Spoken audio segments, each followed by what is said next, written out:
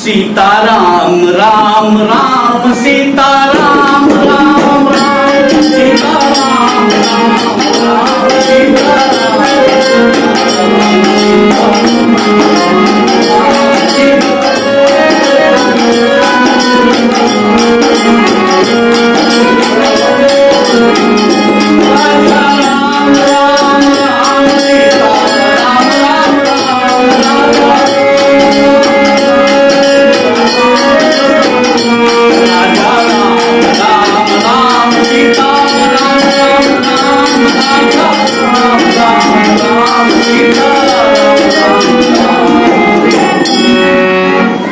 बजरंगबली को याद किया गया। अब बजरंगबली को जगाए कौन? राम धुन के तो पक्के धनी हैं। राम नाम धनी जो व्यक्ति है उसको राम से अलग करना बड़ा कठिन काम है। और वह भी धुनी रमाए बैठे हैं। भूत भावन भोले रात के 11वें अवतार आज कहाँ है? राम धुन में। अब उनको जगाना एक कठिन काम है। अब जगाने की बारी चल रही है, सारे क्रमशः सब जगा रहे हैं। आइए हम और आप सारे भक्तजन श्री हनुमान जी को जगाते हैं। कमन सोतार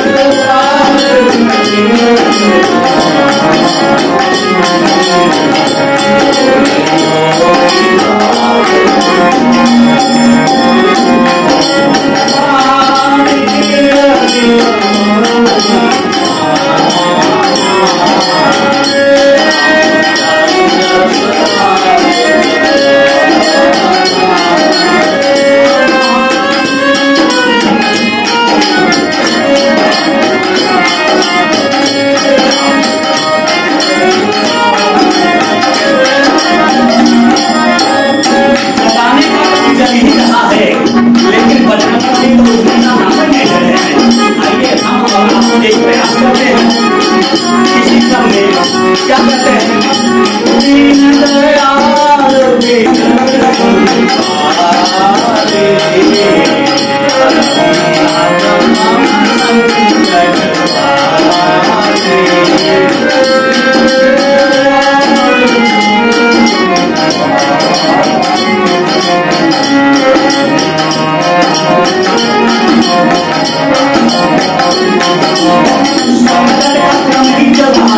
लेकिन बजरंगबली जा ही नहीं रहे हैं।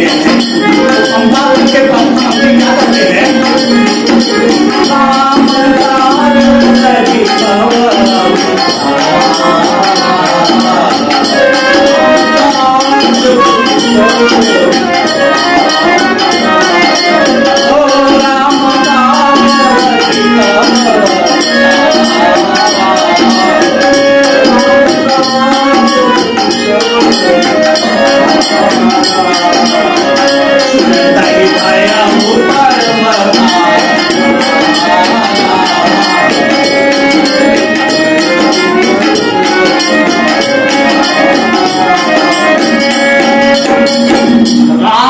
हरि लगी तव अवतारा सुनत ही भय पर्वताकारा।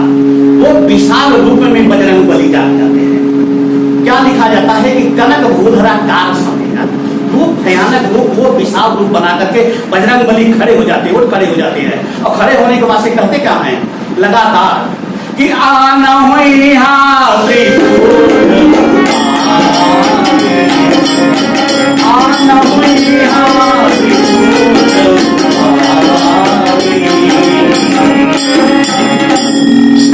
कहते हैं क्या त्रिकूट को ही मार लाऊं? बंदरों ने गाने नहीं महाराज, आपको ये काम नहीं करना है, त्रिकूट को नहीं लाना है। तो क्या करूं? सहित सहाय राम सहित सहाय राम। भैया ये चीज बताओ, क्या रावणों को उसके सहायकों के साथ ही मार दिया जाए? मुझे करना क्या है ये मुझे बताइए। कि लीलहु नादहु जलहि लीलहु नादहु जलहि। कहते हैं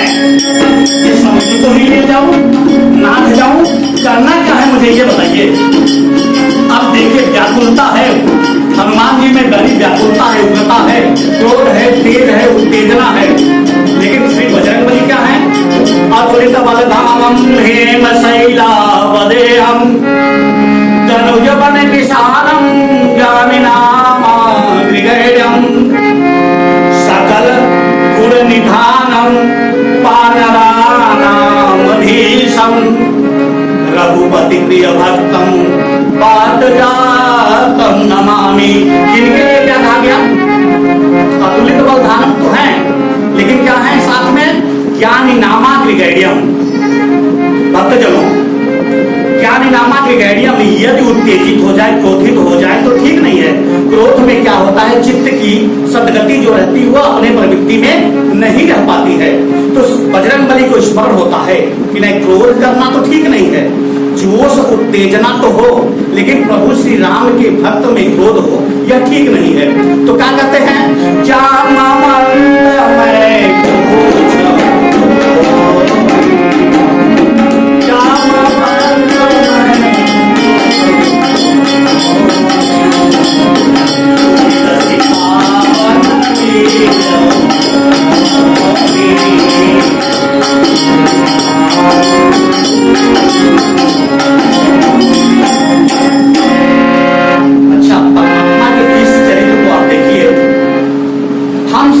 हम गृहस्थ क्या करते हैं?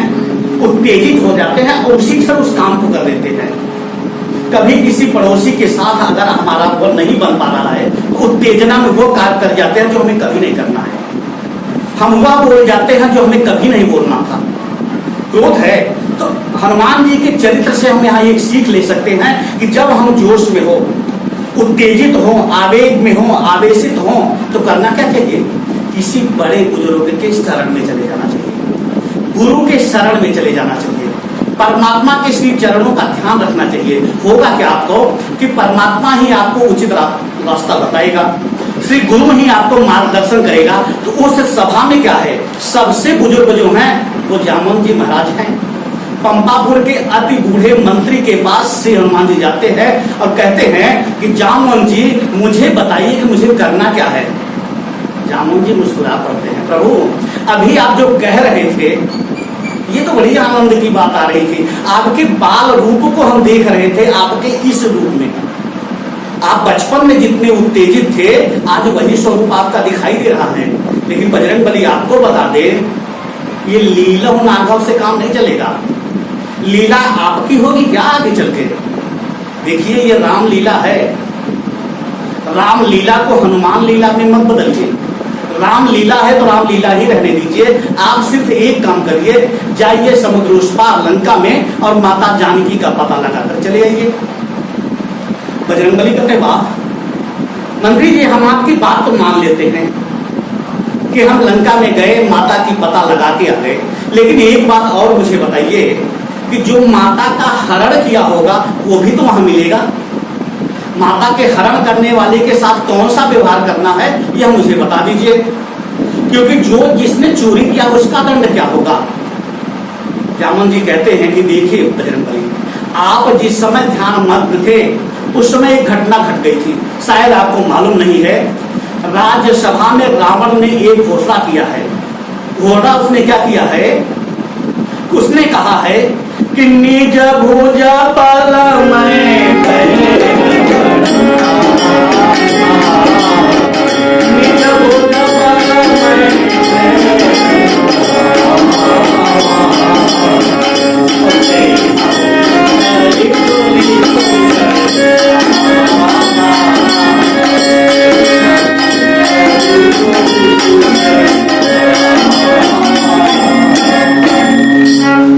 रावण ने राज्यसभा में एक घोषणा किया है। क्या किया है कि निज भुज बल, अपने भुजाओं की तरफ कहता है कि निज भुज बल में पैर बढ़ावा और देहा उतर जो पुचटियावा।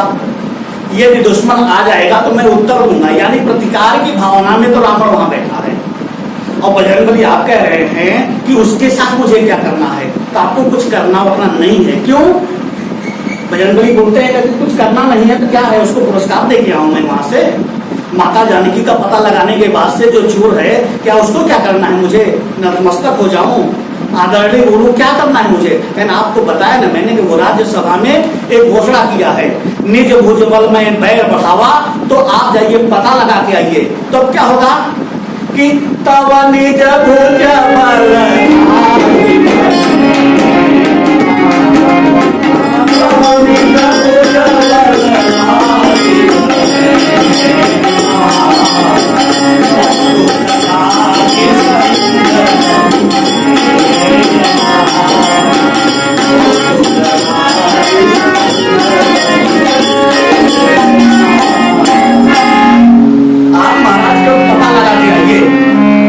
जब वहां ये घोषणा हुई है कि निज भुजबल में बैर बढ़ावा, तो यहाँ भी तव निज भुजबल राजीव नैना कौतुक लाग संजय कवि सेना।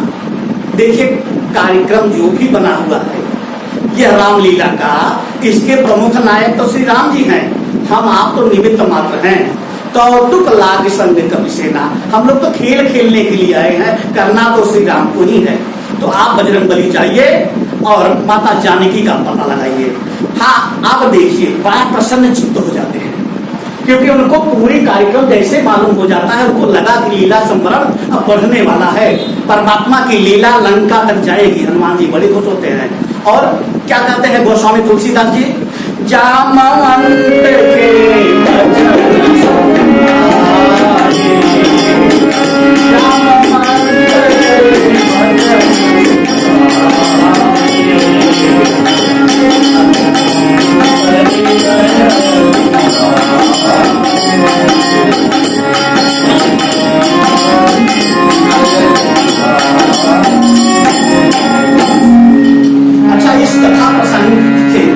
मुझे एक बात याद आ गई। श्री राम कथा चल रहा था सासाराम बिहार में, एक प्रश्न सामने से आया, एक बड़े बुजुर्ग थे, उनके तरफ से एक प्रश्न आया कि महाराज जी भगवान का स्मरण कितने समय करना चाहिए, परमात्मा को कितने समय हम याद करें, भजन कितने समय करें, मतलब उसकी अवधि क्या हो, सुबह शाम दोपहर संध्या जो भी समय हो, 2 घंटे 3 घंटे 5 घंटे, आखिरकार हमें राम नाम कितनी देर लेना है।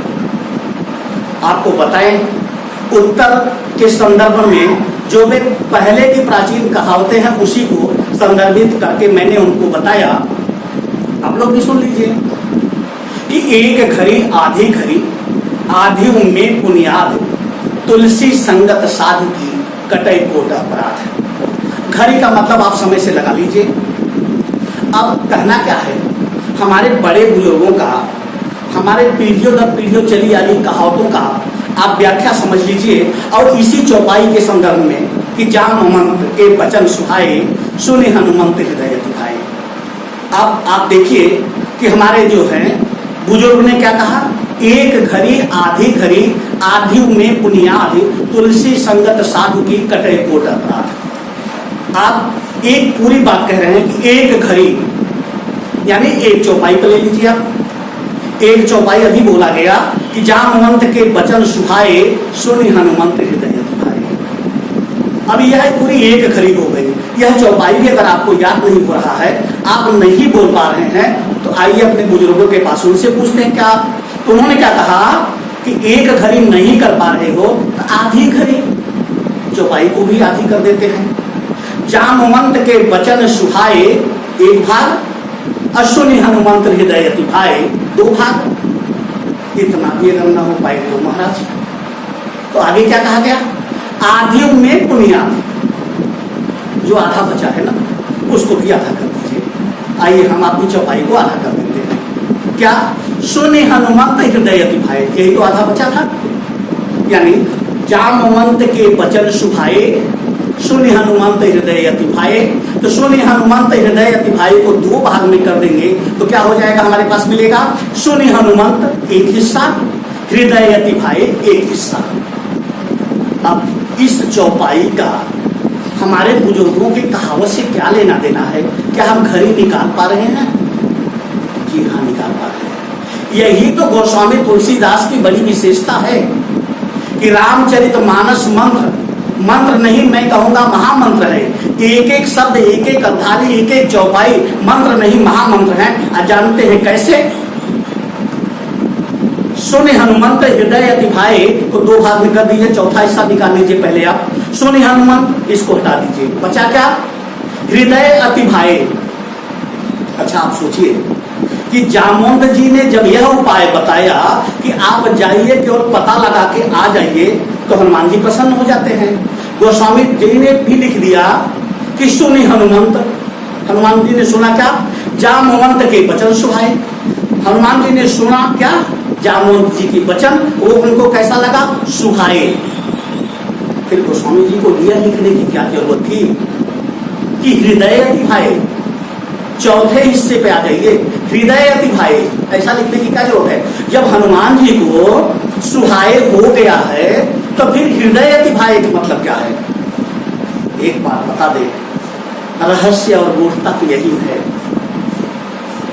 पूज्यपाद गोस्वामी जी की विशेषता तो इसी में है, हृदय अति भाए। अब विचार करिए, एक ही व्यक्ति है, व्यक्ति को क्या लगा? सुहाए लग गया, अच्छा लग गया, प्रिय लग गया, लेकिन कौन? वह आज अकेले नहीं है श्री बजरंगबली। बजरंगबली के साथ में कौन से हैं इस समय? जासु हृदय आगार बसहि राम सरचाप धरी। उनके हृदय में कौन विराजित है? प्रभु श्री राम। तो बजरंगबली को कैसा लगा? सुहाए शब्द लिखना पड़ा गोस्वामी जी को, और उनमें हृदय में जो विराजित है प्रभु श्री राम, उनके लिए क्या लिखना पड़ा? हृदय अति भाए। हृदय को भाया ही नहीं, अति भाए, यानी कि बहुत ही प्रिय लगा। अपने इस भक्त के कार्यक्रम को, बजरंगबली के इस कार्यक्रम को और जामवंत जी के सुझाव को, हृदय को कैसा लगा? अति भाए। तो क्या हुआ इसमें? पूरी की पूरी चौपाई आ गई। हृदय में कौन विराजित हो? हम संसारियों के हृदय में कौन विराजित हो? संसार में तो हम रहें, अपने काम धाम करें, विद्यालय में है तो पढ़े पढ़ाएं जैसी अवस्था में है, किसान है, घर गृहस्थी वाले हैं तो अपने काम करें, व्यापारी है तो अपना काम करें, लेकिन हृदय में कौन हो? हर क्षण हर पल प्रभु श्री राम विराजित हों। तो हम ही बजरंगबली हैं, हम ही त्रेता युग में हैं। देखिए, ऐसा नहीं है कि जो लोग त्रेता युग में थे वो बड़े भाग्यशाली थे। हम और आप भी बड़े भाग्यशाली हैं। भाग्य का उदय कब होगा? जब परमात्मा का शरण होगा। अब मान लीजिए कि हम त्रेता युग में पैदा न हुए, तो क्या अपने जीवन में त्रेता युग को नहीं ला सकते? अपने जीवन में ही त्रेता युग को ला दीजिए, त्रेता युग का आनंद मिल जाएगा, परमात्मा का शरण मिल जाएगा। चरण शरण की आस में ही तो हम आप चले जा रहे हैं। तो आइए इस चौपाई को दोहराते हैं। जामवंत के